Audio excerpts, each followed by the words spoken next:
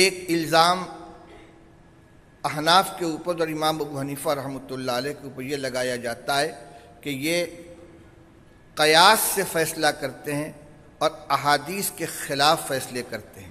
قاری صاحب نے بھی اس پر کچھ روشنی ڈالی۔ اس سلسلے میں آپ کو ایک واقعہ سناتا ہوں۔ خاندان نبوت کے نمایاں فرد ہیں حضرت جعفر صادق، جعفر ابن محمد ابن علی ابن حسین ابن علی۔ حضرت علی رضی اللہ تعالیٰ عنہ کے پوتے ہیں علی زین العابدین، اور ان کے پوتے ہیں جعفر ابن محمد، جعفر صادق، محمد باقر، علی زین العابدین، حسین ابن علی، علی مرتضیٰ رضی اللہ تعالیٰ عنہ اجمعین۔ حقیقت یہ ہے کہ امام جعفر صادق، محمد باقر، یہ سب ائمہ اہل سنت والجماعت میں سے ہیں، مگر شیعوں نے ان کا اغوا کر لیا اور ان کی طرف ایک من گھڑت فقہ منسوب کر کے اس کا نام فقہ جعفری رکھ دیا، جبکہ ائمہ اہل سنت میں سے ہیں۔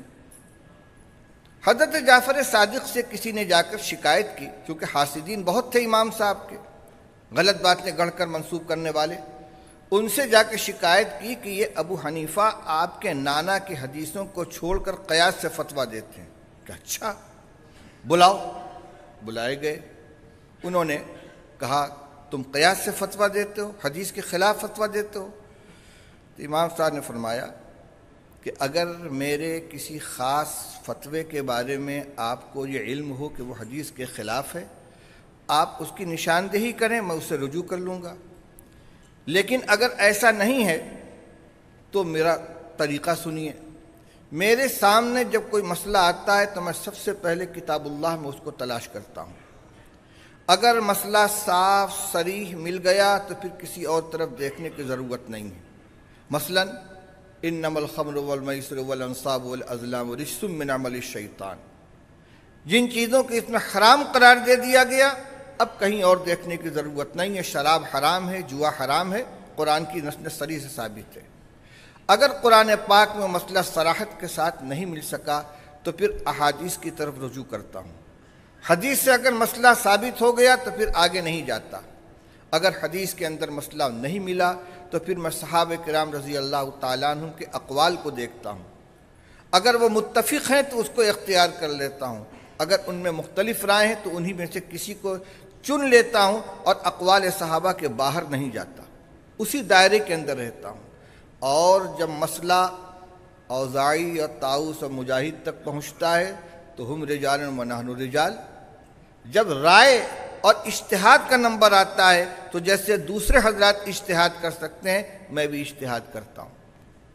اس کے بعد فرمایا کہ آپ کہتے ہیں کہ میں حدیث کے خلاف فتویٰ دیتا ہوں، تو میرے کچھ سوالات ہیں۔ یہ بتلائیے کہ عورت کمزور ہے یا مرد کمزور ہے صنفی اعتبار سے؟ فرمایا عورت کمزور ہے۔ فرمایا اگر میں قیاس سے فتویٰ دیتا تو میں کہتا للانثی حظ مثل الذکرین، کہ عورت کو میراث میں مرد سے 2 گنا حصہ ملنا چاہیے، لیکن نص موجود ہے کہ للذکر مثل حظ الانثیین۔ یہ بتلائیے کہ یہ فیصلہ قیاس کے مطابق ہے یا نص کے مطابق ہے؟ کہ نص کے مطابق ہے۔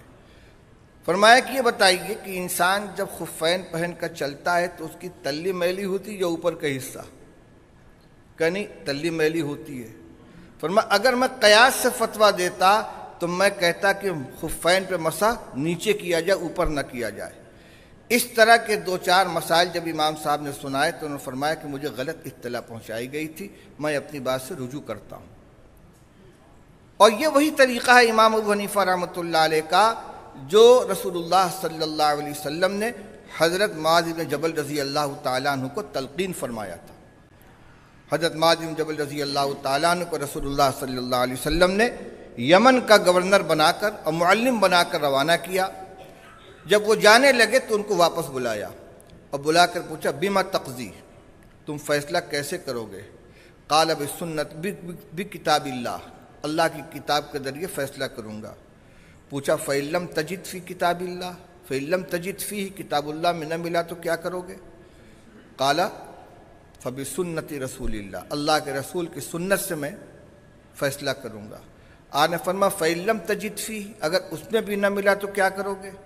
قال اجتہد برأیی ولا آلو، پھر میں اپنی رائے کو تھکاؤں گا، اپنے عقل سے کام لوں گا، خوب غور کروں گا، یعنی نصوص کتاب اللہ کی آیات اور احادیث، ان کے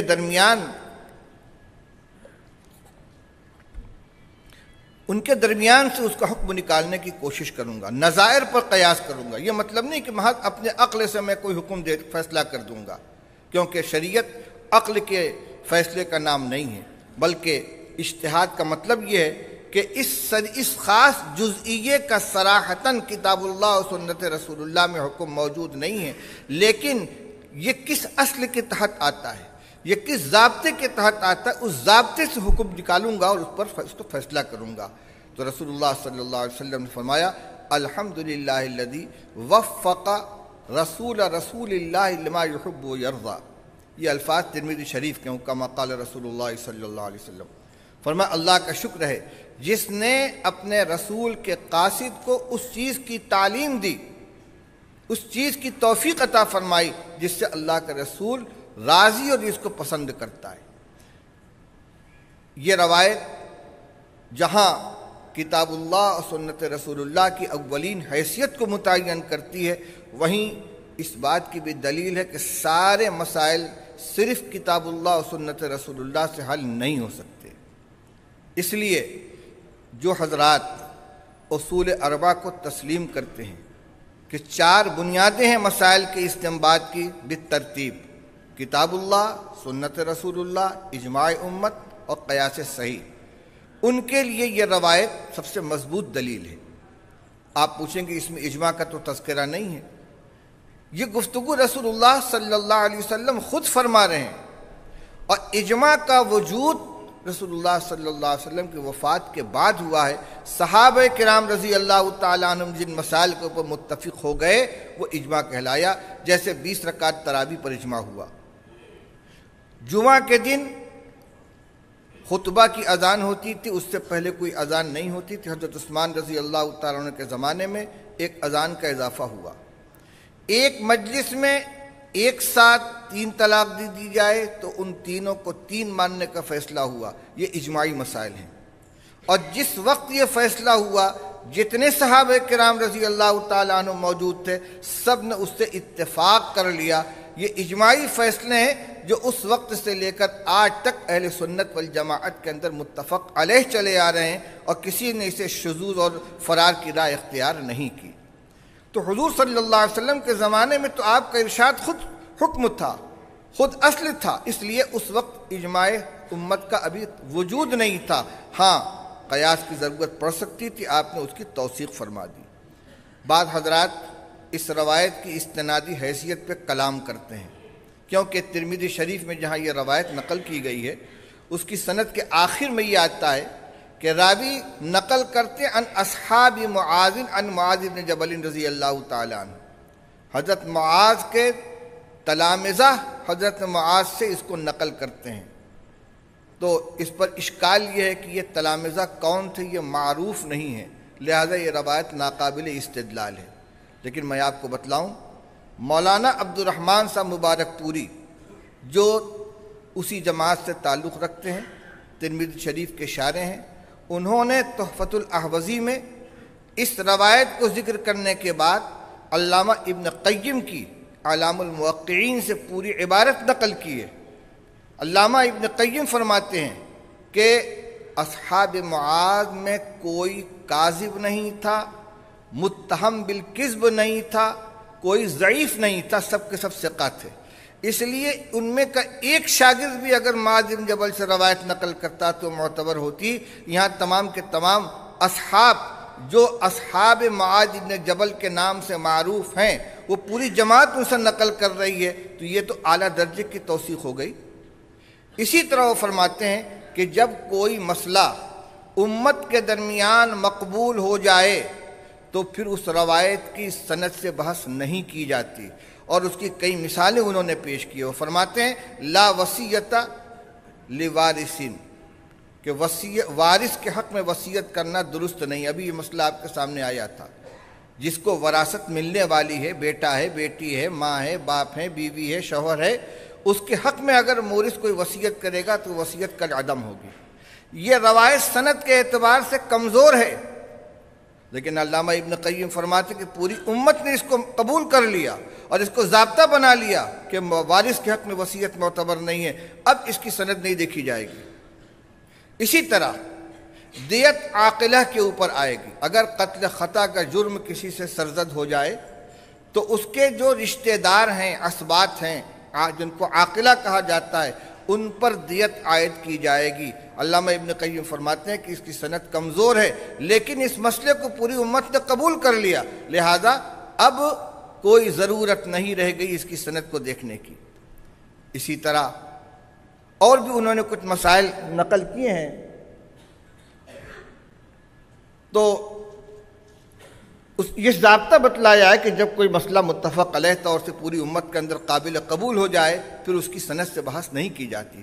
اور اس میں ایک اضافہ کرتا ہوں، طلبہ حدیث جانتے ہیں ترمذی شریف کے شروع میں کتاب الطہارت میں وضو کے شروع میں بسم اللہ پڑھنے سے متعلق ایک باب ہے۔ اس روایت کو ذکر کرنے کے بعد امام ترمذی رحمۃ اللہ علیہ، امام احمد بن حنبل رحمۃ اللہ علیہ کا یہ قول نقل کرتے ہیں کہ وضو کے شروع میں بسم اللہ پڑھنے سے متعلق کوئی مضبوط روایت میرے علم میں نہیں ہے۔ اور اسی کے بعد اسحاق ابن راہوے کا یہ قول نقل کرتے ہیں کہ اسحاق ابن راہوے کہتے ہیں کہ وضو کے شروع میں بسم اللہ پڑھنا واجب ہے، اگر قصداً کوئی شخص بسم اللہ چھوڑ دے گا تو اس کا وضو نہیں ہوگا۔ اور امام احمد ابن حنبل رحمۃ اللہ علیہ کا بھی تقریباً یہی مسلک ہے۔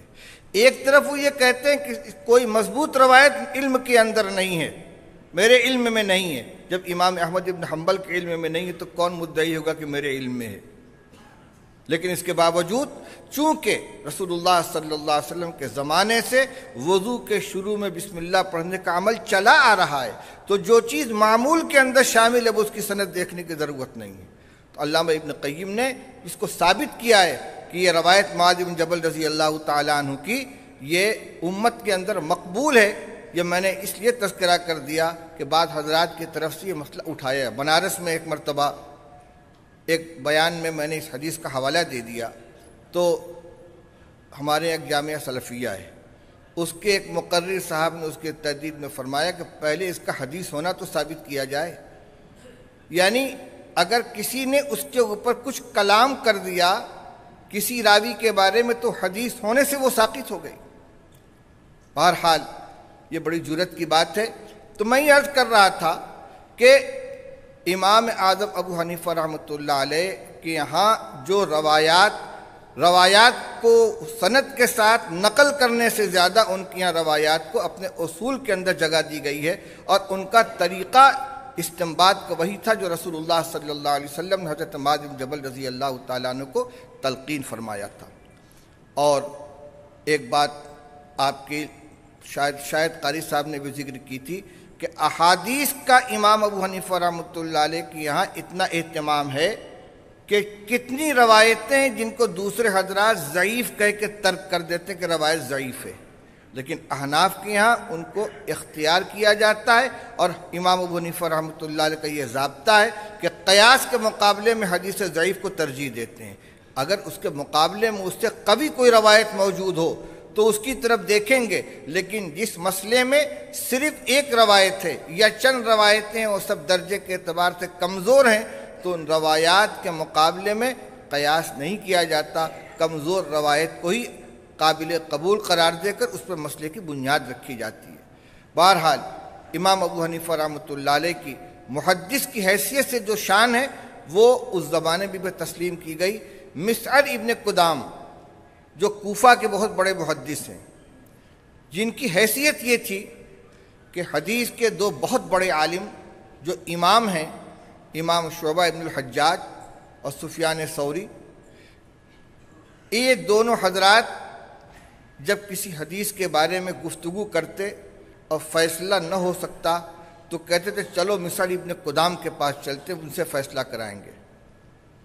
مسعر ابن قدام کہتے ہیں کہ ابو حنیفہ طلب علم کے زمانے میں ہمارے رفیق تھے، علم حدیث میں ہم نے ان کا مقابلہ کیا تو ہم سے آگے نکل گئے، ورع و تقوی و زہد کے اندر وہ ہم سے آگے نکل گئے، اور 20 سال کی عمر میں امام ابو حنیفہ رحمۃ اللہ علیہ نے کوفہ کے تمام محدثین کے روایات کو جمع کر لیا۔ محدثین لکھتے ہیں کہ مصر ابن قدام نے کوفہ کے باہر کا کوئی سفر نہیں کیا، صرف کوفہ کے محدثین سے انہوں نے روایتیں لی ہیں۔ ہاں یہ الگ بات ہے کہ کوفہ اس زمانے میں مرکز تھا، حضرت عمر کے تلامذہ، حضرت عبداللہ ابن مسعود کے تلامذہ، حضرت ابو موسیٰ اشعری کے تلامذہ، حضرت علی بن مرتضیٰ کے تلامذہ، یہ سارے کے سارے وہیں اکٹھا تھے۔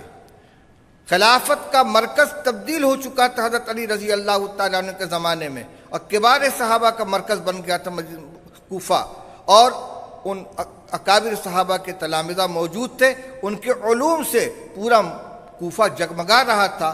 تو امام ابو حنیفہ رحمۃ اللہ علیہ نے اور مصر ابن قدام نے کوفہ کے تمام ائمہ کے تمام محدثین کے علوم کو حاصل کیا۔ مصر ابن قدام تو کوفہ کے باہر گئے ہی نہیں، امام صاحب نے تو اسفار بھی کیے۔ وہ جب یہ کہہ رہے ہیں کہ امام ابو حنیفہ مجھ سے آگے نکل گئے، اور ان کی یہ حیثیت ہے کہ شعبہ ابن حجاج اور سفیان ثوری جب کسی حدیث کے بارے میں فیصلہ نہیں کر پاتے تو مصر ابن قدام کے پاس جاتے ہیں فیصلہ کرانے کے لیے۔ اس سے اندازہ کیجئے کہ خود امام ابو حنیفہ رحمۃ اللہ علیہ کا حدیث کے اندر کیا پایا تھا۔ رہ گئی یہ بات کہ ان سے روایات کم مروی ہیں، تو میں نے ابھی اس کی وجہ آپ کے سامنے بیان کی۔ اور پھر امام شافعی رحمۃ اللہ علیہ بھی تو ائمہ مجتہدین میں سے ہیں، ان سے کتنی روایتیں حدیث کی کتابوں میں مروی ہیں۔ اگر مسند شافعی ہے تو مسند امام اعظم بھی موجود ہے، اور 17 نسخے اس کے موجود ہیں۔ کتاب الاثار کے 4 نسخے موجود ہیں 4 تلامذہ سے، اور موسوعہ مسند امام اعظم ابو حنیفہ کو دیکھا جائے تو مرویات کی تعداد 10,000 تک پہنچ جاتی ہے۔ صرف متداول صحائح ستہ یا اور جو کتابیں علماء کی مراجعات کے اندر رہتی ہیں، ان میں روایات کے مذکور نہ ہونے سے یہ فیصلہ کر لینا کہ ان کے پاس روایات کا ذخیرہ نہیں تھا، یہ ایک غلط قسم کا استنباط، غلط نتیجہ نکالنا ہے، اور جو حقیقت سے بہت دور ہے۔ بہرحال وقت کافی ہو چکا ہے، اور جو باتیں میرے ذہن میں تھیں اس کا بہت بڑا حصہ ہمارے پیشرو حضرات نے آپ کے سامنے بیان کر دیا تھا۔ اس اجتماع کا جو انتظام کیا ہے ہمارے دوست قاری اسامہ محمد رفیق صاحب اور ان کے احباب اور معاونین نے، یہ بہت اچھا کام کیا ہے۔ میں پوری جماعت کی طرف سے ان کو مبارکباد دیتا ہوں، اور اس کانفرنس کا انعقاد جن بڑوں کی اجازت اور ان کی رہنمائی میں ہوا ہے وہ سب ہماری طرف سے شکریہ کے مستحق ہیں۔ خادم الحرمین الشریفین ملک عبداللہ ابن عبدالعزیز، اور نئے جو ہمارے وزیر شؤون دینیہ ہیں شیخ کیا نام ہے سلیمان ابو الخیل، ابھی نیا آئے ہیں، نیا نام بھی ہے میرے ذہن میں نہیں بیٹھا ہے۔ اور اسی طرح یہ شعبہ دعوت کے جو ذمہ دار حضرات ہیں، ان کے اجازت اور ان کے تعاون سے، اور خاص طور سے شیخ عبدالعزیز بن عبداللہ العمار، جن کی کمی یہاں محسوس ہو رہی ہے، متعدد مرتبہ ان سے ملاقاتیں ہوئیں اور ان کی صحبت سے مستفید ہونے کا موقع ملا ہے، ان کی دلچسپی بھی اس کے اندر شامل حال ہے۔ یہ سب حضرات اس علمی معاونت کے لیے قابل تشکر ہیں، اور جو یہ پہلی کانفرنس ہے، امید ہے کہ انشاءاللہ اس کے بعد اور دیگر ائمہ مجتہدین کے سلسلے میں بھی اجتماعات ہوں گے، اور علماء کی باتوں سے سب کو مستفید ہونے کا موقع ملے گا۔ تبھی میں نے ذکر کیا آپ کے سامنے کہ قاری اسامہ صاحب اور ان کے احباب، ان حضرات کا خاص طور سے شکریہ ادا کرنا چاہیے پوری جماعت کی طرف سے۔ پیش وہی رہیں، اور یہ بھی حقیقت ہے کہ یہ تنہا ان کی کوشش کا نتیجہ نہیں ہو سکتا۔ ہمارے جو جدہ میں، مکہ مکرمہ میں جو اکابر جو حضرات موجود ہیں، ان کا بھی تعاون اس میں قدم قدم پر حاصل رہا ہے۔ اور پھر ہمارے یہ اکابر جو دور دراز سے سفر کر کے آئے ہیں، مولانا محمد احمد صاحب، قاری حنیف صاحب، یہ سب سے پہلے شکریہ کے مستحق ہیں۔ آج ان کی قیمتی باتوں سے ہمیں مستفید ہونے کا موقع ملا، یہ نہ ہوتے تو بے دولہا کی بارات بن کر رہ جاتی اور ہمیں استفادہ کا موقع نہ مل پاتا۔ اللہ تعالیٰ سے دعا کرتا ہوں کہ اللہ تعالیٰ اس کے بہتر سے بہتر ثمرات ظاہر فرمائے، اور پوری ملت کو اس کا فائدہ پہنچے، اور پھر ہمیں اور آپ کو مل بیٹھنے کا اور ان قیمتی باتوں کو سننے کو موقع ملے۔ وآخر دعوانا الحمدللہ رب العالمین۔